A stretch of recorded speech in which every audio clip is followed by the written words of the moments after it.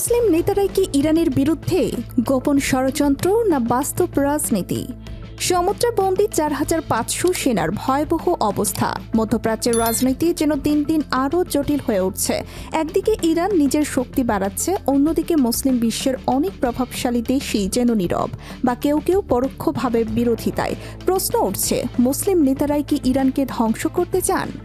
বর্তমান পরিস্থিতি বিশ্লেষণ করলে দেখা যায় ইরান নিজেকে মুসলিম বিশ্বের নেতৃত্বে দেখতে চায়, কিন্তু সৌদি আরব সহ অনেক সুন্নি প্রধান দেশ ইরানের এই আধিপত্য মানতে নারাজ। ফলে একই ধর্মের হলেও রাজনৈতিক বিভাজন তৈরি হয়েছে তীব্রভাবে। সম্প্রতি ইরান মুসলিম বিশ্বের উদ্দেশ্যে ৬ দফা একটি বার্তা দিয়েছে, যা নিয়ে শুরু হয়েছে নতুন আলোচনা। এই বার্তায় তারা ঐক্যর আহ্বান জানালেও ভেতরে লুকিয়ে আছে শক্তির প্রদর্শন। বিশ্লেষকদের মতে এই বার্তা মূলত একটি কূটনৈতিক চাপ, যেখানে ইরান বোঝাতে চায় তারা একা নয় এবং প্রয়োজনে বড় পদক্ষেপ নিতেও প্রস্তুত।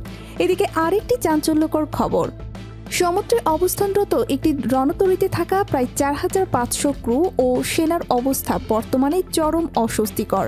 বিভিন্ন সূত্র বলছে, দীর্ঘদিন ধরে টানটান উত্তেজনার মধ্যে থাকায় তাদের মানসিক চাপ বেড়ে গেছে। সরবরাহ সংকট, যোগাযোগ বিচ্ছিন্নতা এবং যে কোনো সময় সংঘর্ষের আশঙ্কা, সব মিলিয়ে পরিস্থিতি ভয়াবহ। এই রণতরীটি শুধু একটি সামরিক শক্তির প্রতীক নয়, বরং এটি এখন একটি ভাসমান সংকটের কেন্দ্রবিন্দু। যদি এখানে কোনো ভুল সিদ্ধান্ত নেওয়া হয়, তাহলে পুরো অঞ্চল জুড়ে বড় ধরনের সংঘর্ষ ছড়িয়ে পড়তে পারে।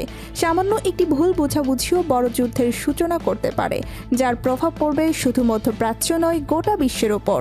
মজার বিষয় হলো, মুসলিম বিশ্বের বড় বড় নেতারা এই পরিস্থিতিতে সরাসরি কোনো শক্ত অবস্থান নিচ্ছে না। কেউ কেউ নিরপেক্ষ থাকার চেষ্টা করছেন, আবার কেউ পরোক্ষভাবে পশ্চিমা শক্তির সঙ্গে সমন্বয় করছেন। এতে ইরানের মধ্যে তৈরি হচ্ছে এক ধরনের সন্দেহ, তারা কি সত্যি একা হয়ে যাচ্ছে?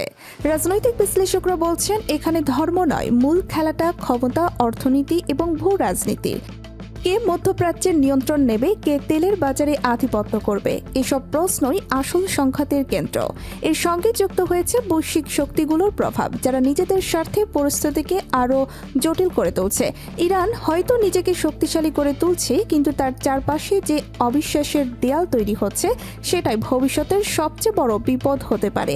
আর এই পরিস্থিতিতে মুসলিম বিশ্বের বিভক্ত অবস্থান পুরো অঞ্চলকে আরও অস্থিতিশীল করে তুলছে। এই বিভাজন যদি আরও গভীর হয়, তাহলে ভবিষ্যতে বড় ধরনের সংঘর্ষ এড়ানো কঠিন হয়ে পড়বে। বিশেষজ্ঞদের মতে, কূটনৈতিক আলোচনার পথ এখনও পুরোপুরি বন্ধ হয়নি, তবে প্রতিটি পক্ষ যদি নিজেদের অবস্থান থেকে এক চুলও সরে না আসে, তাহলে এই সংকট আরও দীর্ঘায়িত হতে পারে। আন্তর্জাতিক মহল ও পরিস্থিতির দিকে গভীর নজর রাখছে, কারণ এখানে সাধারণ মানুষের উদ্বেগও বাড়ছে। কারণ যুদ্ধ বা বড় সংঘর্ষ হলে তার প্রভাব পড়বে জ্বালানি, খাদ্য এবং দৈনন্দিন জীবনে। তাই এখন সবার চোখ কূটনৈতিক সমাধানের দিকেই। তাহলে প্রশ্ন থেকেই যায়, এটা কি শুধুই রাজনৈতিক দ্বন্দ্ব, নাকি এর পেছনে আরো বড় কোনো গোপন খেলা চলছে? সময়ই বলে দেবে এই উত্তেজনা শেষ পর্যন্ত কোথায় গিয়ে থামবে। সমঝোতাই নাকি সংঘাতে? বিশ্ব এখন তাকিয়ে আছে পরবর্তী পদক্ষেপের দিকে, যেখানে একটি সিদ্ধান্তই ইতিহাস বদলে দিতে পারে। আপনাদের কি মনে হয়, মুসলিম নেতারা কি সত্যি ইরানের বিরুদ্ধে অবস্থান নিচ্ছেন, নাকি এটি শুধু কৌশলগত রাজনীতি?